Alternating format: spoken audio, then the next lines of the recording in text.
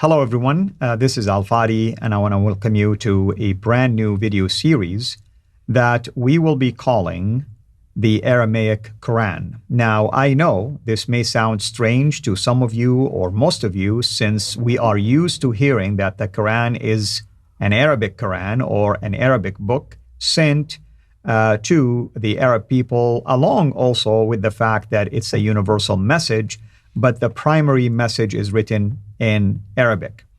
Now, the reason why myself and Dr. Jay Smith have chosen this particular title is that we are going to unpack a number of resources that are really available for people to access. We will be sharing the names of these resources with you along the way, but we wanted to show you that there is actually a strong evidence out there that would suggest that the Quran as we know it today could have originated from another prototype, possibly even Aramaic type.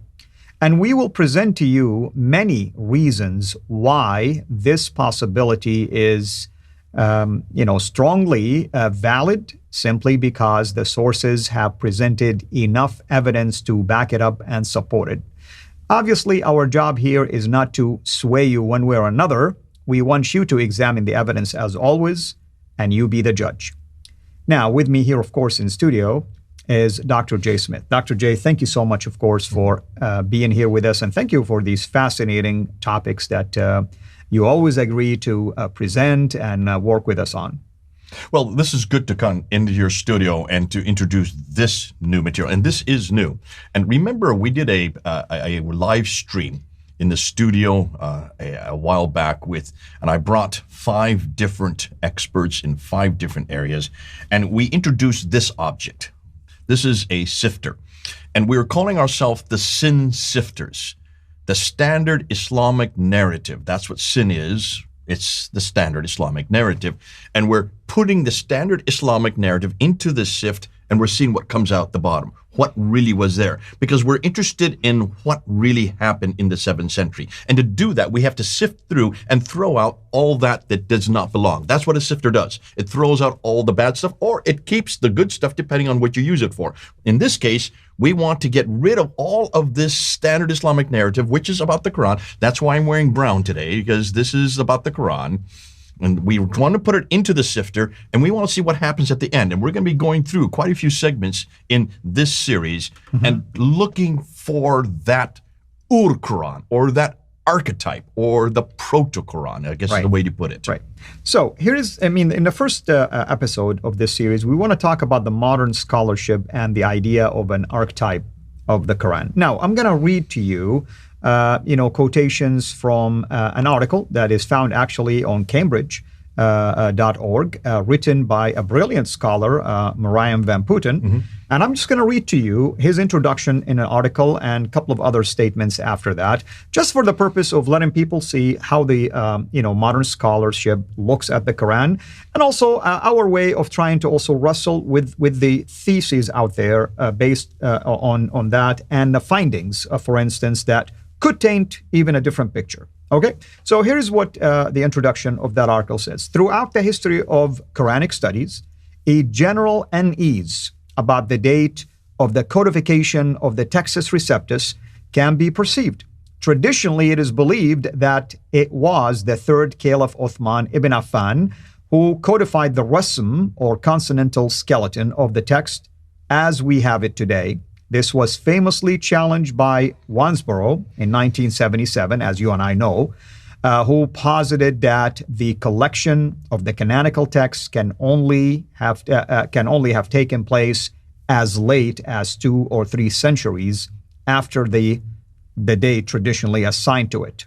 Now, he goes on to say, with the discovery and description of many early Quranic manuscripts that are clearly earlier than the late date proposed by Wansbrough, it is now clear that this position, meaning the position of Wansbrough, in its most extreme form, is to be discarded.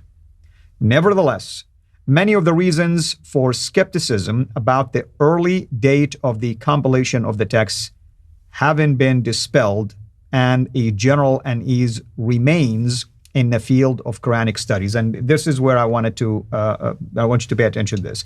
This paper, he says, aims to show not only that all the early Quran manuscripts descend from a single written archetype, but also that the text was clearly spread through the copying of a written exemplar. Okay, I'll turn it over to you. Great stuff.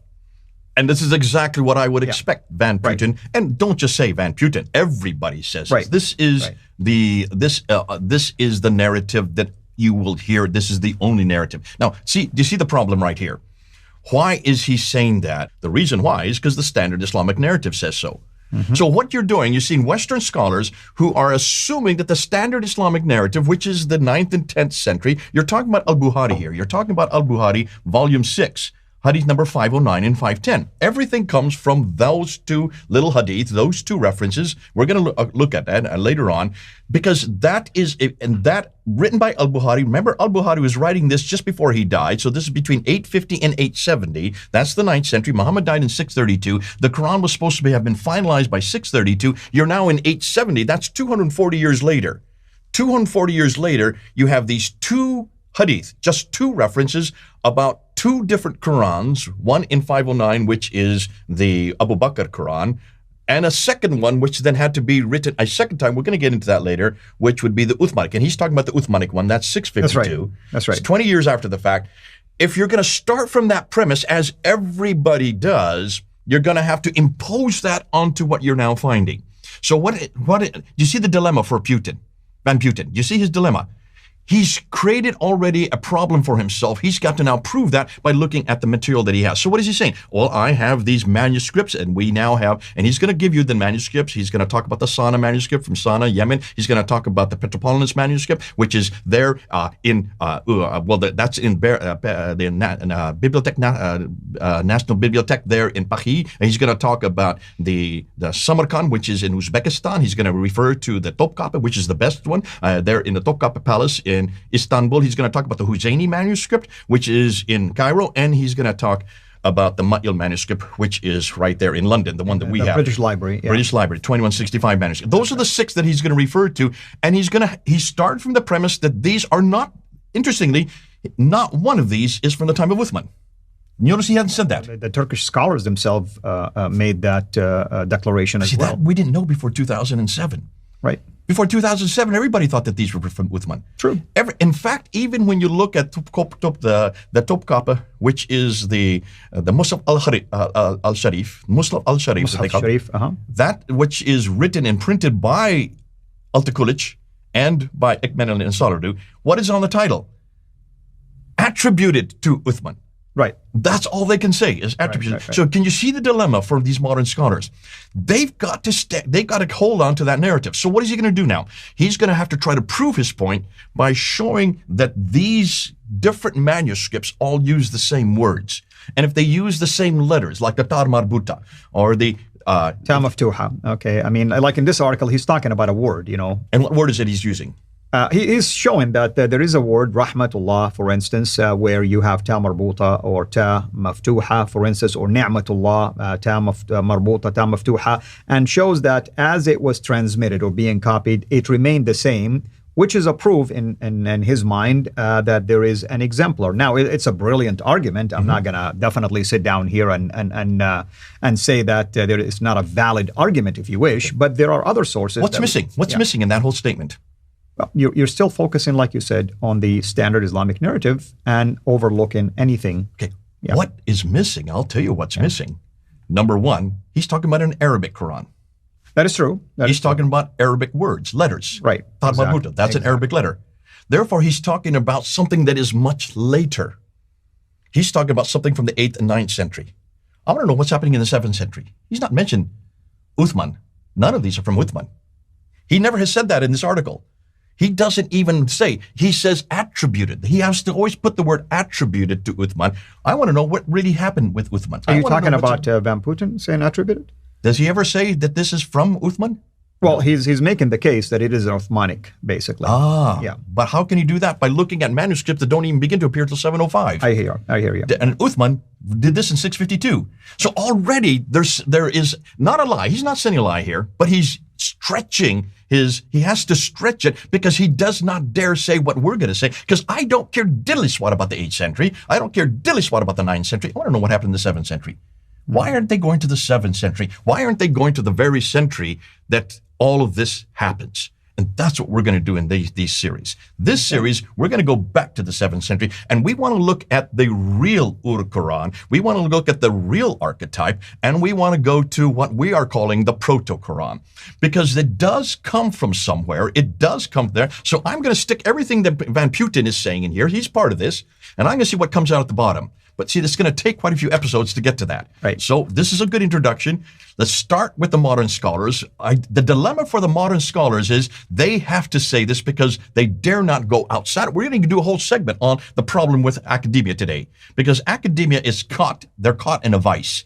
They're caught in a vice because they have to stay in here. They don't dare come out down the bottom. They have to keep all their material, and they've even got to prove their point. And I feel sorry for the Van Puttens of the world, because the Van Puttens of the world are restricted. There's no other area of research I know where this is the case. Would we ever say this about the New Testament or the Old Testament manuscript Absolutely evidence? not. Absolutely not. No. We kept with the Latin Vulgates? No. We went right to the Greek manuscripts when they were discovered. Remember when Tischendorf discovered the Sinaiticus there in the 1800s? Or is it the 19? What was it? Is the 1800s when you have Tischendorf, and he came across this manuscript. He didn't sit there and say, "I don't want to dispel this. I don't want to skip. I don't want."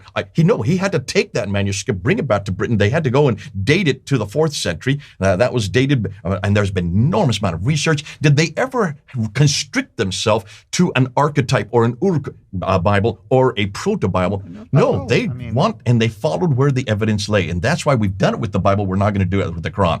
And that's why what we're going to find out now, what the Germans have found out especially, is going to change everything that the narrative has told us. And this is why, in some ways, this is going to be a difficult series for Muslims to listen to.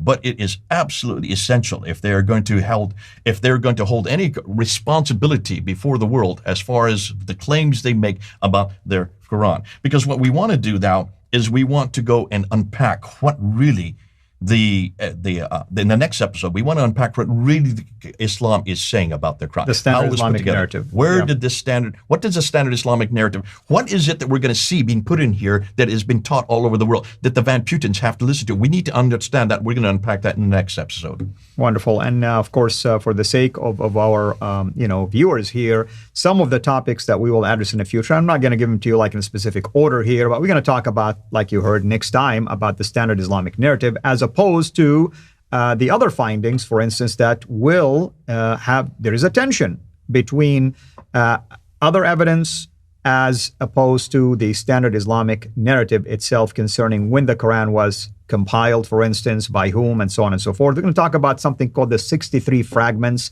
and we'll leave it like that because when we get there, I think you'll find it very interesting. We're going to talk about the claim that the Quran is preserved. In other words, that today's Quran, the 1924 Quran, is the exact replica of the Quran that was, for instance, rescinded by Uthman.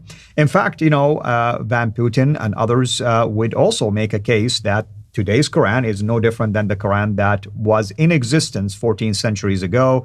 We are going to talk about how did this collection itself of the Quran originated, the role of Omar in there, the dotting and vowel marks and all that kind of stuff, the true prototype, and that's when we're going to start venturing into what we call the Aramaic layer or background of the Quran, the problem with academia. And there is so many other things that we will be unpacking throughout this particular video series. So I hope everyone will be enjoying this. Anything else, brother, you want to add to this? No. And what we're going to do, by the time we get to the end, wait till you find out wait till the conclusions of what we're going to find. I can't wait till I get to the conclusion, but I'm going to have to wait and hold my excitement because what we really want to find that Proto-Quran. We do want to find what Van Putten is talking about. We want to get back to the archetype. We want to get back to the Ur-Quran. Right. Wait till you find out what we are going to show you. And I want to point out to our viewers, these sources right here, specifically these three, the yellow one, the one in the middle, and the blue one. And the reason why we have them here, because we will be referring to them periodically, and we're going to show you, like, the authors of these books make a compelling case that there is a prototype that the Quran borrowed from. Now, this is scholarship, right, Jay? And scholarship demands research. Scholarship demands finding ways to have tension with another, let's say, thesis, for instance. This is a thesis versus the standard Islamic narrative thesis. But sadly, so far, from my own experience and from my own research, the standard Islamic narrative thesis have holes that are hard to basically cover. There is gaps that you have to really wrestle with, where in fact, in sources like this, you can easily make a case that, okay, oh, now we know where it came from, or now we know where it originated from. So this is why we want to share these things with you. And again, we have it here because we're not really bringing something from out of nowhere. It's available. Anyone can buy it, right? Yeah. 50 years of scholarship. Anyone can go and buy those 3 books. 50 Absolutely. Years. Yeah, and we're here just to show you that we're relying on these sources. Please go and buy it, absolutely. Don't tell me so-and-so attacked the author. That's not what we're talking about. We want you to go and read what the authors have written, because I'm familiar with negative views, because just because it goes against what? The standard Islamic narrative, you're always going to have attacks against it. I mean, we have thick skins, by the way. We don't care for these kind of attacks. We want to present evidence, and that's what we care about. So hopefully you will enjoy this ride. It's going to be sometimes rough. It's going to be difficult. If you're a Muslim watching this, you may not even like what we're talking about. But at the end of the day, we really want you to have first-hand look at things that sadly no one most likely is going to share with you outside of this particular media and this particular environment. So hopefully you'll find it beneficial to you. Until next time, have a blessed day. Thank you for watching this video. Be sure to like and subscribe to our channel, CIRA International, and click on the bell so that you receive notifications whenever we publish a new video or go live. I would also like to appeal to you to consider becoming a Patreon patron by clicking the link right below. By doing so, you can give towards the production of these videos. There are also other options for you where you can give to our channel. I thank you from the bottom of my heart.